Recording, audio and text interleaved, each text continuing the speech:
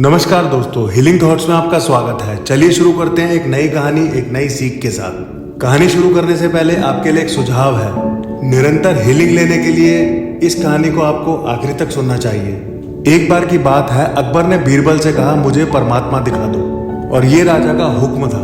बीरबल बहुत ही परेशान हो गया कि मैं परमात्मा को राजा को कैसे दिखाऊं। इसी विचार को लेकर बीरबल कुछ दिनों के अवकाश पे चला गया और बहुत ही उदास रहने लग गया। एक दिन बीरबल बहुत उदास बैठा था तो परिवार में चर्चा हुई कि आप उदास क्यों हो।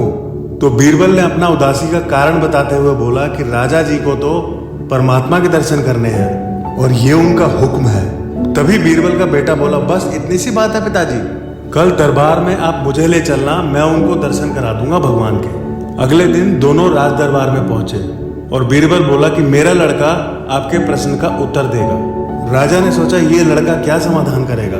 तभी लड़का बोला, इस वक्त मैं आपका गुरु हूँ, मुझे पहले उचित स्थान दीजिए बैठने के लिए। राजा ने सोचा बात तो ठीक ही कह रहा है, मैंने तो प्रश्न किया है, समाधान करने वाला तो गुरु समान ही होता है।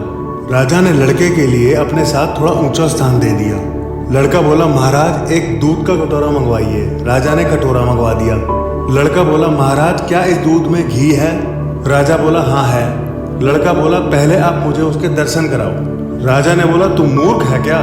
घी के दर्शन ऐसे थोड़े ही होते हैं। पहले दूध को उबालना पड़ता है, फिर उसको ठंडा करना पड़ता है, फिर उसमें जो मलाई बनती है उसको निकालना पड़ता है, और बहुत सारे दूध की मलाई को इकट्ठा करना पड़ता है, और फिर उसको मधानी से भिगोना पड़ता है, फिर मक्खन निकलता है, फिर उसको तेज आंच पे गर्म करा जाता है, फिर उसमें से मैल निकलती है, और तब जाके कहीं घी के दर्शन होते हैं।